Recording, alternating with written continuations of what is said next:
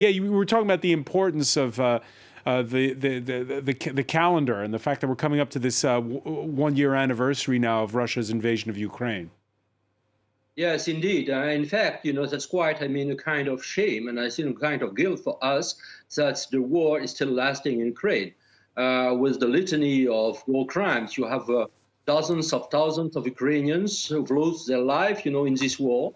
And basically, we were very cautious in the beginning in providing all the weapons Ukraine needs. And in fact, the result is that the war is still lasting. Probably we did not enough at the beginning of the war, and still right now, we are not providing all the weapons Ukraine needs absolutely, not only to protect itself, but also to reconquer all the territories that are divided by Russia. And I think that's a true problem because I think now the world leaders seems to be accustomed to this war. They consider that the war will last for 1 year more or 2 years more, I don't know. But we are not providing all the means. What can the likes of France, whose military is stretched, provide more that they're not providing? Well, I think that France is providing, quite all the weapons, it has. And in fact, we are suffering the loss of, I would say enough predictions and enough engagements in our industry during the last 20 years. Because we diminished all the budgets for the defense industry in France. And now we are, in a kind of shortage of many weapons. For instance, we have very old tanks, the so-called, Leclerc, and we cannot provide those Leclerc because we maybe have only 200, so not all of them are functioning. We had some, of course, howitzers, like Caesar howitzers, but certainly not enough, even if Macron has decided really to boost the production right now. We have some aircraft, but some, are quite old. So it's enough for us. It's all enough for, external operations abroad, like to say, for instance, in Africa or in the Middle East, but not enough.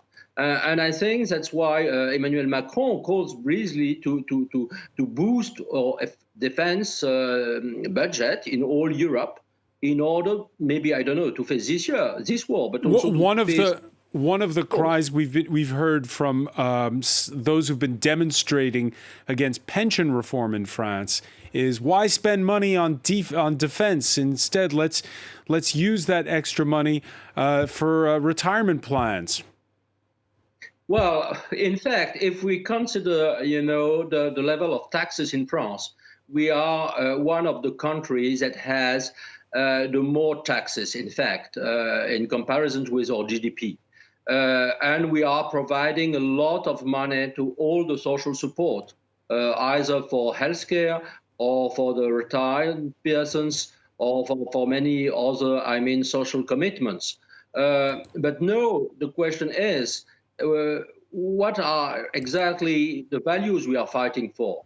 Because, we consider, for instance, like the social security, good retirement, the amenity of lives, it's part of our values. But all those values are basically threatened by Russia.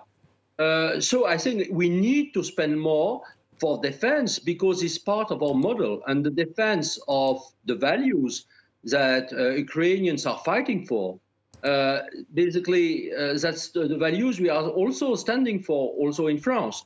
So I think there must be no conflict between the budget that we are spending in social issues or education or university or research and the budget that we need, basically, to defend ourselves. The war in Ukraine is our war. It's not an external war. It's not something that belongs only to the Ukrainians and the other countries. We are threatened by Russia. And I think that this kind of awareness, most of the French people probably have, but you still have basically some French people who are in a kind of denial. Nicolas Tenzer of the Center for European Policy, thank you so much for speaking with us here on France 24.